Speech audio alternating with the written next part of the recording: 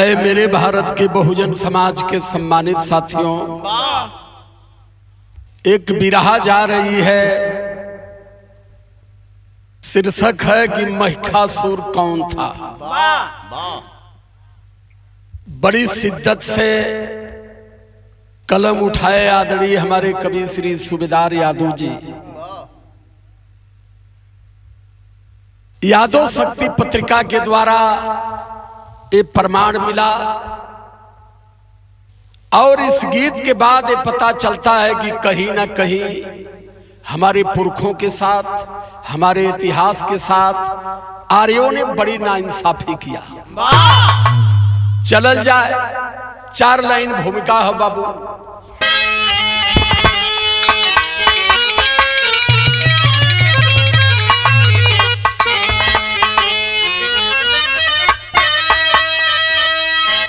अगर झूठ लगती हो बातें हमारी,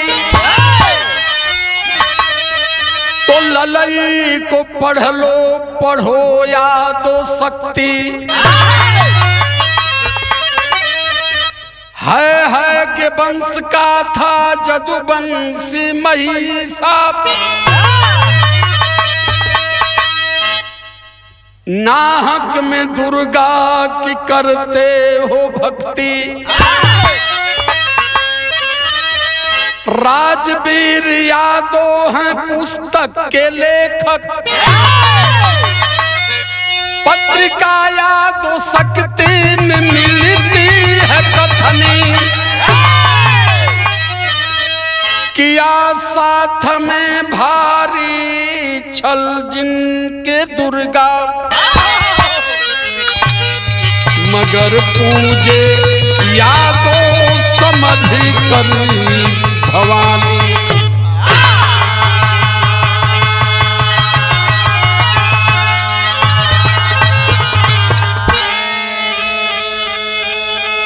बतावला कि दुर्गा अहिरे के दहिने बसैली।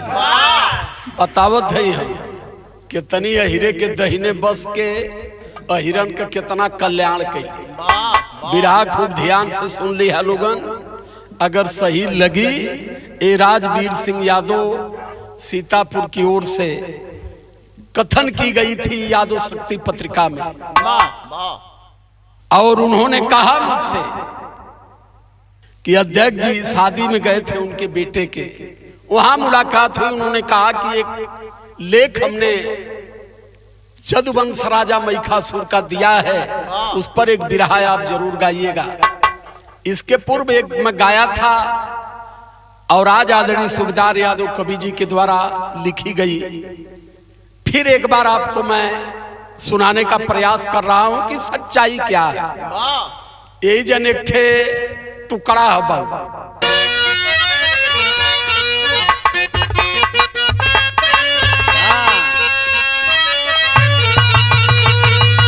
यह हो पंजाब के बोतल में, पंजाब के बोतल में कश्मीरी का पानी है।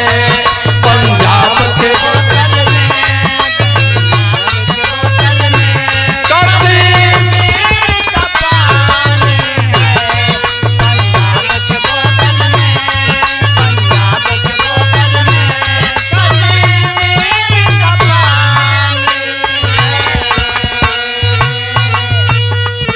लेकिन गाने का भाव है,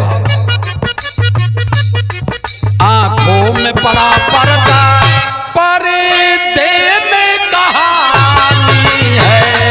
आंखों में पड़ा पर्दा, पर्दे में कहानी है।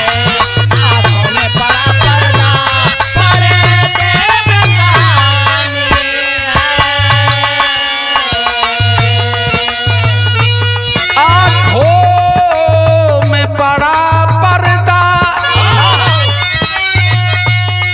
पर्दे में कहानी है।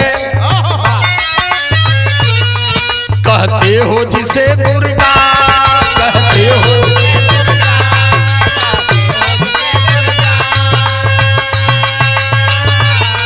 कहते हो जिसे दुर्गा, उसी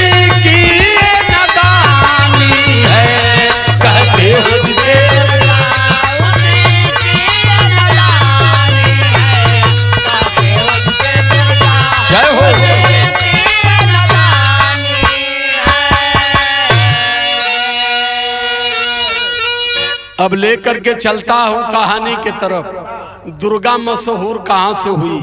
नाम तो दुर्गावती था, लेकिन दुर्गा बन गई। कैसे बनी? शहर का लाइन है बहुत।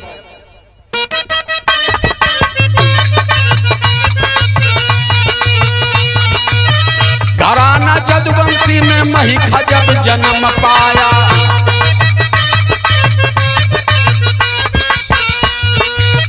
प्रताप वीर राज न्याय का है चाल आया।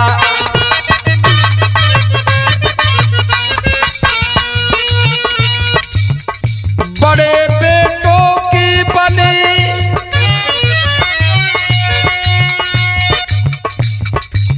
ब्राह्मण सभी करवाते थे,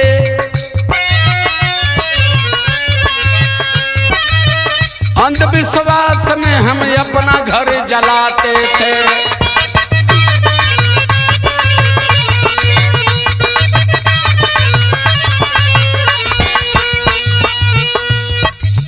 ब्राह्मणों के आगे किसी की नहीं चलती थी,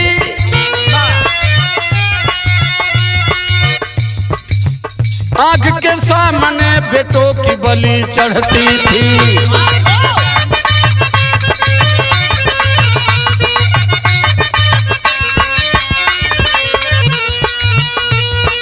नियम था उस समय मनवादियों का, बड़ा बेटा पैदा होता था, शूद्र समाज का तो जिंदा ही उसे गंगा में फेंकवा देते थे।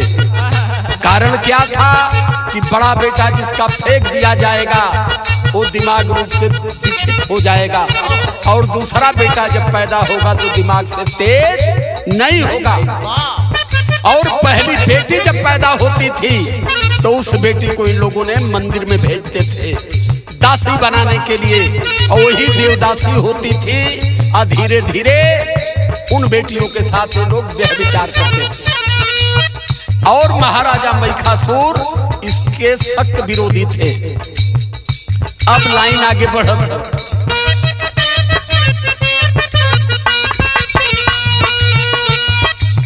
इधर महिष यादव जबकि नौजवान हुआ,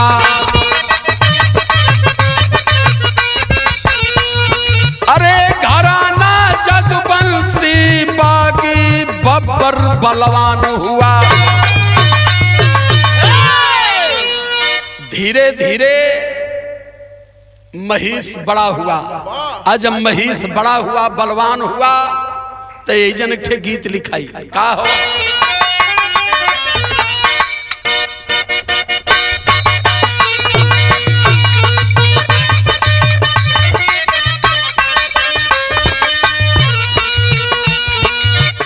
कौनो दुल्हन अपने कोई लौरिया दुल्हा से कहत बोनस लेके लौटल, वह कहल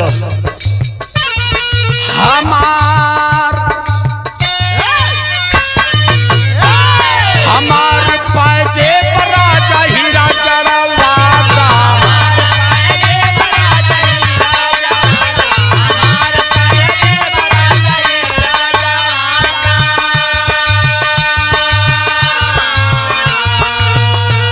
अरे नथुनी पे हमारे जोजिया उड़ाता हो, हमार पाजे राजा हीरा चढ़वाता,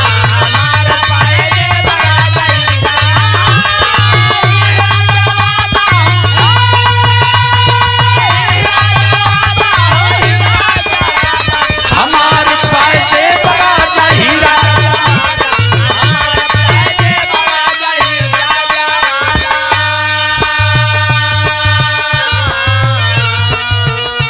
लेकिन राजा महिष ऐलान करवाए, क्या कहे? महिष कहलाए बना कर दन कटाई,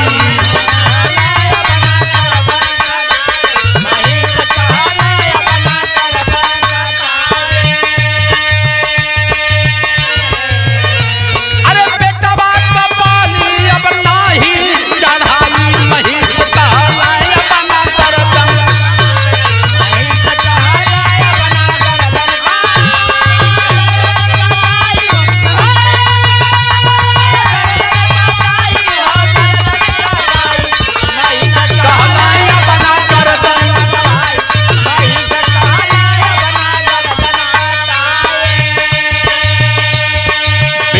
बलि बंद अब पीरवा करवल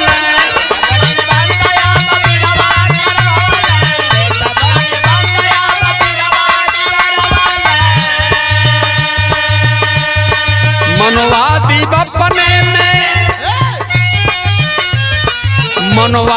अपने में योजना बनवल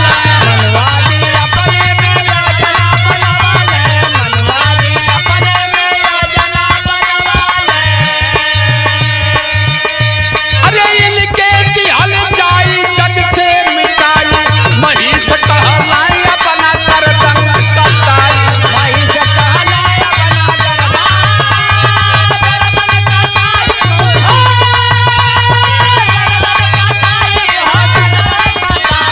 महिष कहलाई अपना गर्दन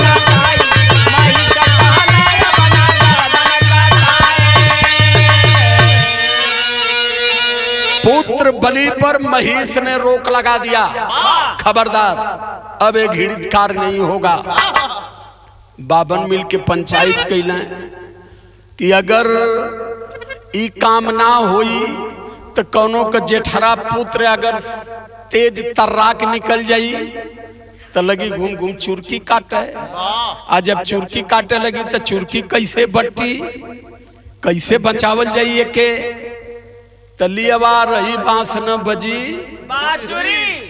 मैखे सुर के खत्म करा। एक हमने गाया था पीछे गरीब ब्राह्मण की लीला। ये जब से भारत में आया तब से और आज तक ये लगातार केवल हमारे साथ धोखा करते हैं। पूरा प्रमाणिक चीज को मैंने गा दिया। लेकिन देखिए यहाँ महिष के राज में मैसूर में जाते हैं और मैसूर में ये कह करके गए कि हम यहाँ काम धाम करेंगे। वो में घूम के भीख भंवर मांगे कमाए खाए। कमाते खाते राजा के पास तक पहुंच गए कि अब इसको खत्म करना जरूरी है। लेकिन ये मराई कैसे एजन गीत बदल।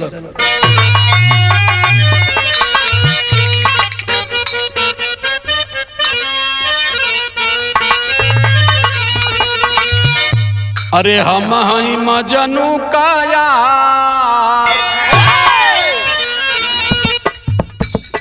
ये गीत के श्याम कुंवर भैया बड़ा तान के गाओ। हम हई मजनू का यार प्यार सिखलाई बये सनिया।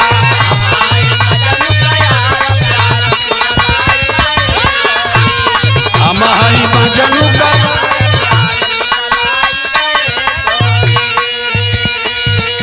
अरे मनोवादी करेला विचार मनोवादी करेला विचार मार धोखवा कैला।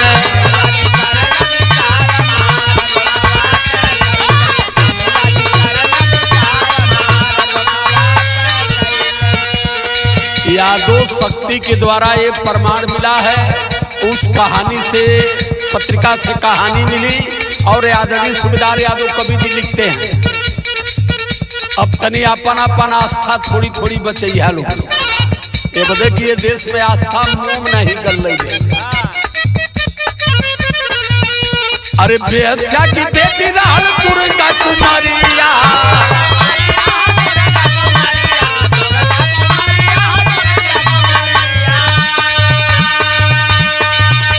अरे चेहरा जनाए जैसे चाँद कया जोरिया।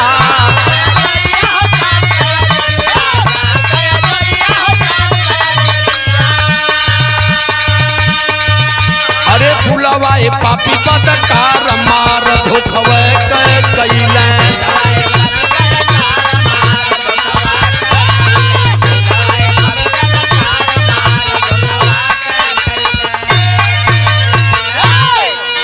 बंगाल से एक बेस्या की बेटी थी जिसका नाम था दुर्गावती। बड़ी सुंदर थी। ता हमारे समाज में एक गड़बड़ी बहुत बड़ी है। मेहरारू कितनो सुगर रही केहू के देख लिया तो मोटरसाइकिल से मऊले पीछे पीछे चल जाए। नहीं अम्बेडकर नगर ये समस्या सबसे बड़ी है। हर समय समाज यही में मार खेले। तो दुर्गावती कलम बड़ी सुंदरी हो, एक के भेजा वही जाए के चौका बासन करी। विचार बनाए के लोग भेज दिला राजा महिष के दरबार में, कल साहेब चौका बासन करब, चूल उल पूतब, आवश्यकता पड़ी तो आपका गोड़ो कपार करब। राजा कलो कोई बात नहीं, आओ इतनी बड़ा दरबार जैसे सब खात हो, वही में 2 रोटी तू खा लिया। अब वो तो दरबार में हल गई। आज जब दरबार में बैठ गई, लगल झाड़ू पोछा करे, तो जब राजा बैठल ना तो हरदम राजा के अगल बगल जाके झाड़ुआ मारल करे। अब बता देते हैं कि राजा का मन अब ससुर कह दिले कि वो का करी। अब धीरे 1 दिन बीतल, 2 दिन बीतल, अब धीरे से राजा बगले में बैठा के माला की हाल चाल शुरू कैले। तो ये जो बेटा गीत बदल गए।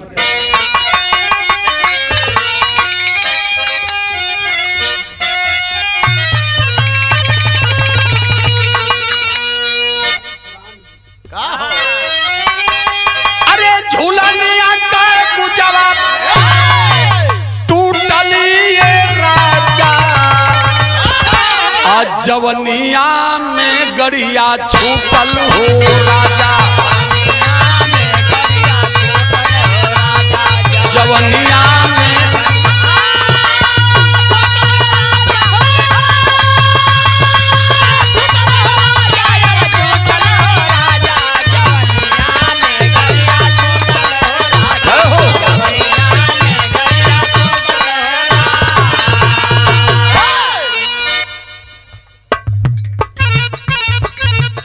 बतावत है कि माई कुल पहाड़िया में काहे रहे। जितना माई बड़की माई है सब पहाड़ की चोटी पर काहे है, कुल 2-3 ठे पर्दा में उठी। अरे दुर्गा से शादी रचाइली भैया, अरे दुर्गा से शादी रचाइली भैया, सुहागरतिया जब आइली भैया, सुहागरतिया जब आइली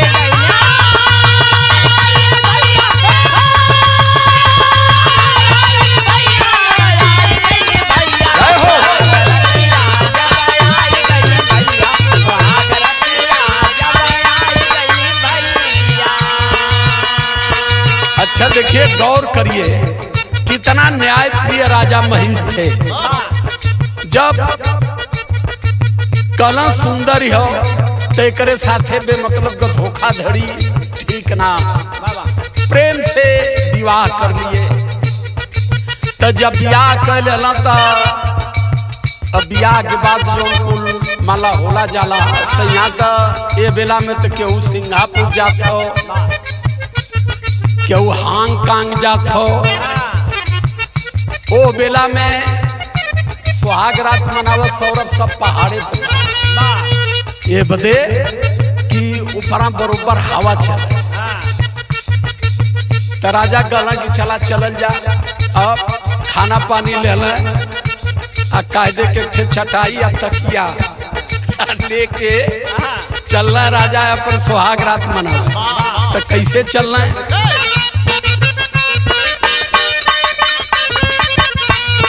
गईले पर्वत ऊपर देखा जमाना,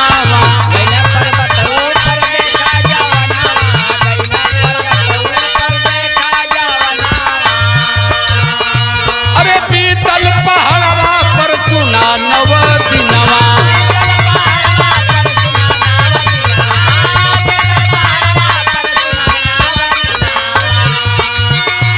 अरे 10वें दिन बीती भैया, 9 दिन तक कट गल हिसाब से। एक ख्याल आयल कि हम तो आए लनी एक बद्ध करे, हम तो फेल हो गई। 10वें दिन गहरी निद्रा में राजा सो रहे थे भोर के समय, और भोर के समय जब राजा महिष को नींद लगी, उस समय दुर्गावती करती है क्या,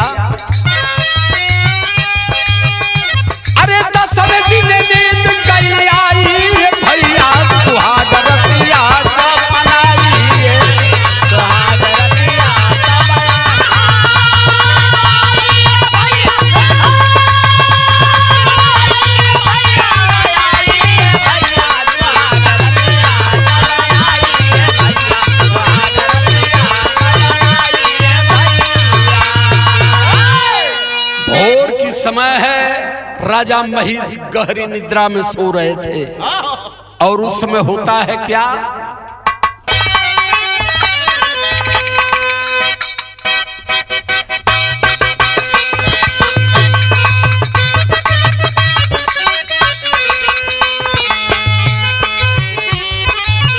यह लाइन है गोर गई पियावा के दे,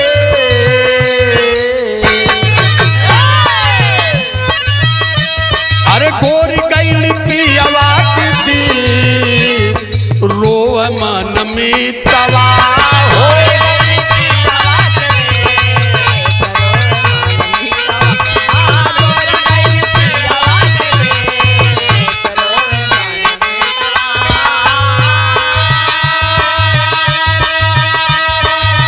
लेकिन माई का कैली जौन माई 9 दिन भूख के दहीने बसावल जाती। सुना दुर्गा कैली धोखवा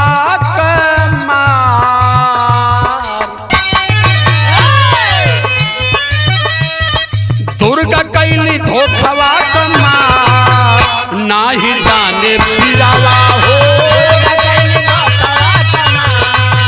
नाही जाने पीरावा,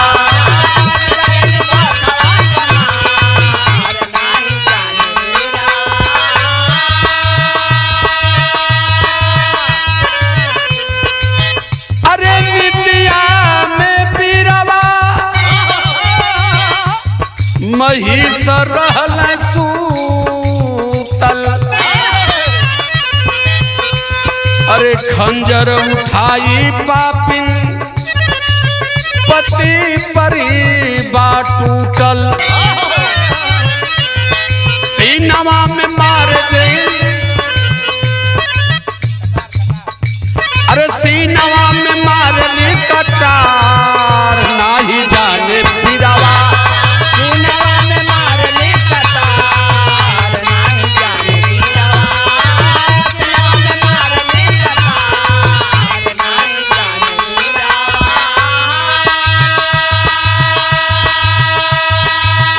गहरी निद्रा में भोर के समय दुर्गा चढ़ी और राजा के सीने में कटार से वार कर दिया।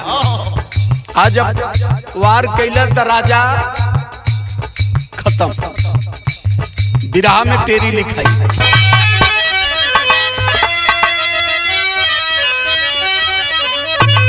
जदुवंश राजा महिष की हत्या दुर्गा नाम की लड़की ने कर दिया।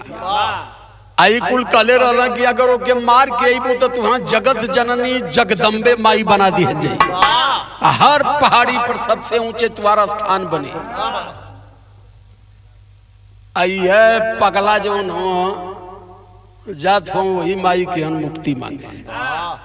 और सबसे ज्यादा दुर्गा की पूजा वाला यादव वंश, ये बता कि पंडित जी कहले कि दुर्गा हरदम हिरण के दहिने रहे। यही बदे कहता कि इस देश में यादव वंश को अगर नाश किसी ने किया तो दुर्गा ने किया। ये जाने न पावे अपन इतिहास तो टेरी में लिखा है,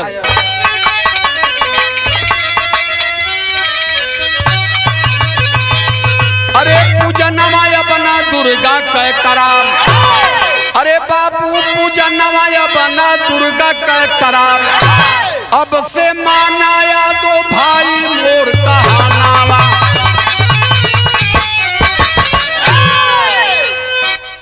सुतल शेर के पापी दिया मुआई दुर्गा माई हो, अरे सुतल शेर के पापी दिया मुआई दुर्गा माई हो, जय जय बोले मनोवाद हरसाई दुर्गा माई हो।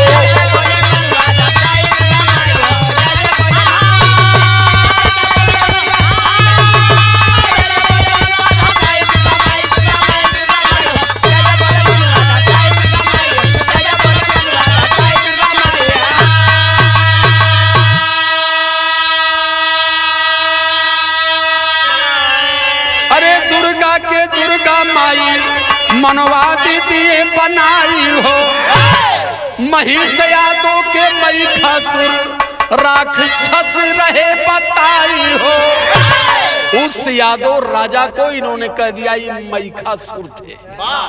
अपने पुरखों को इन लोगों ने देवता बताया और हमारे पुरखों को ये दैत राक्षस असुर अंड बंडी सब कहे लगना है। आइए जब दशहरा का मेला आवत हो, दुर्गा माई महिषासुर के छतिया में मरले हैं त्रिशूलवा और जेठे भैंस के मूड़ी काट के बना आई बेचारी भोली भाली मेहरारू जाती दिक्कत थी कि देखा ये हो हया लौंगा कपूर भैंसिया काट के खात रहा तो माई मोराई के देखा कि मुआवत। अपने पुरखों को गाली दिलवाते हैं और अपने पुरखों के पूजवाते हैं। तो इसलिए खास तौर से 85 मूल निवासी बहुजन को सतर्क कर रहा हूं कि इस दुर्गा मुर्गा से और इस पूजा पाखंड से आप दूर हट जाओ।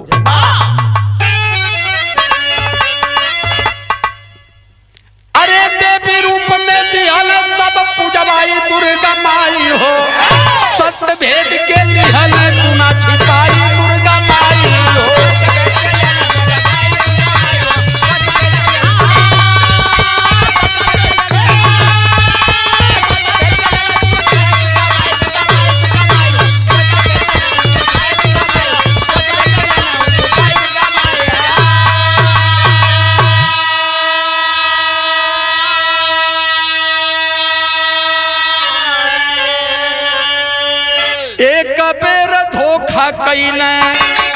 एक बेर धोखा भइले यादों के संगवा भैया, एक बेर धोखा भइले यादों के संगवा भैया, एक बेर धोखा भइले यादों के संगवा भैया। सागर के कैसे राम मारत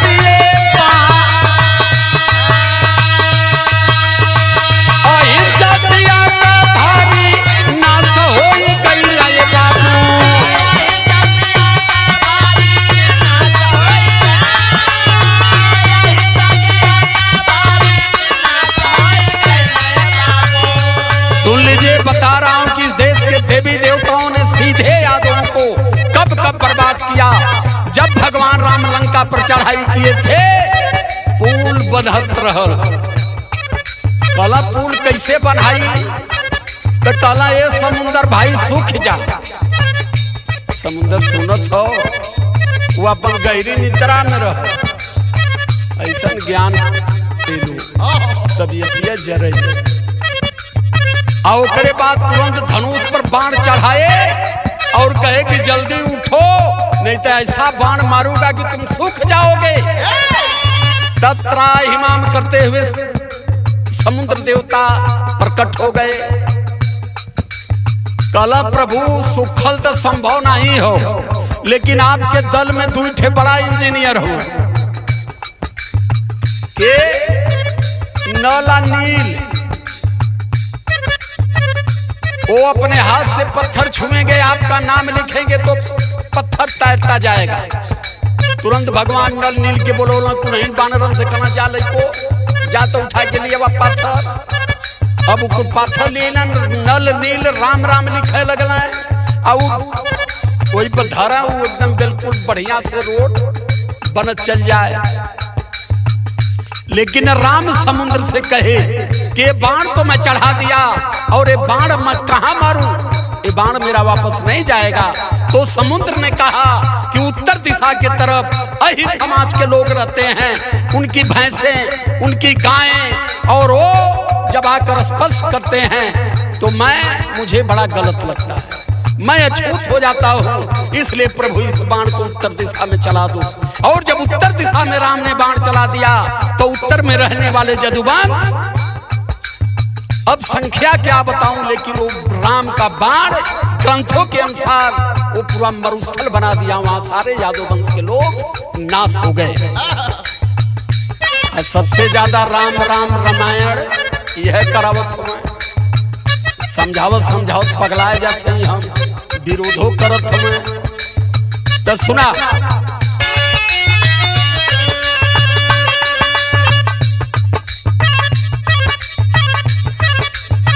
अहिर जातिया का भारी ना सकाई हला भैया,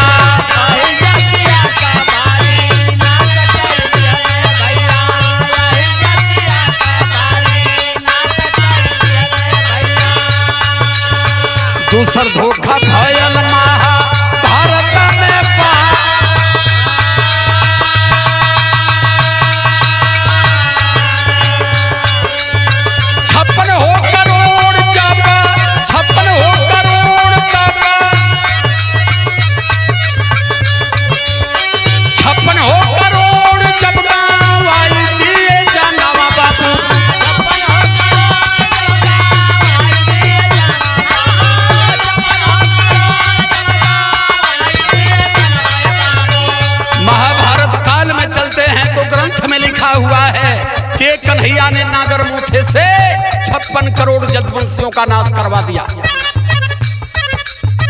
तनी दिमाग खोला लोगन भैया, तनी समझा।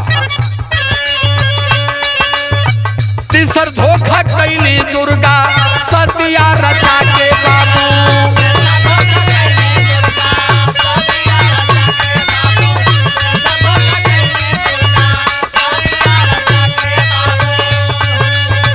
धोखा से लिहली महिष राजा का परा।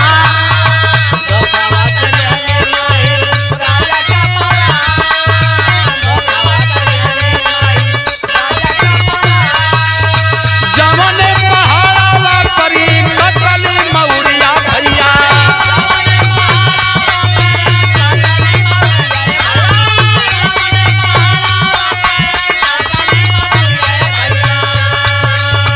कोई के चमुंडाया जा, कोई के चमुंडाया जा कहेला जहां।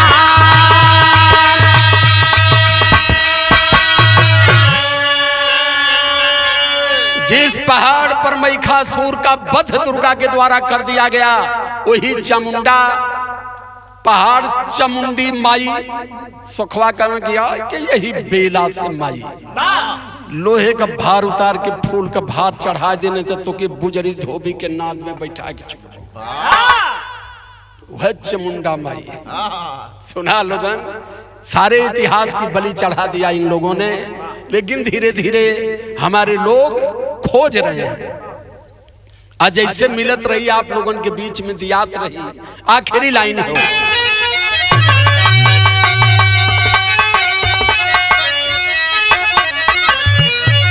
अरे 9 दिन के नवरातम के बाद नावा भइल। 10वें दिनवा है दुर्गा का पूजा नावा भइल।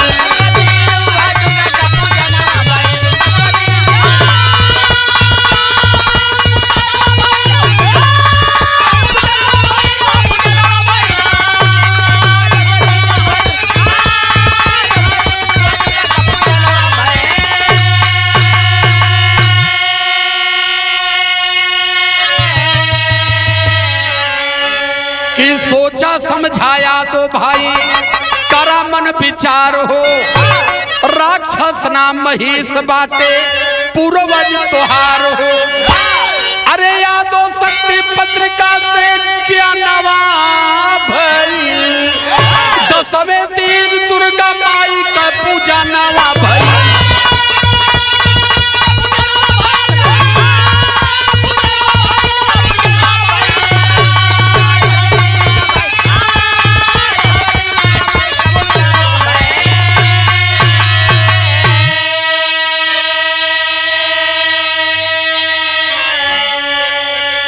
गुरु बिहारी गुरुपत्तू अब छोड़ा गलत रिवाज। यादो सूबेदार कहे कब सुधरी मोर समाज।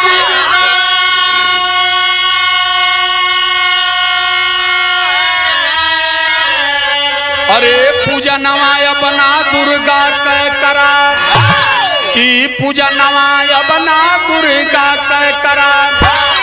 कहते राजकुमार कब जागी यही राना। पूजा नवाया बना दुर्गा कह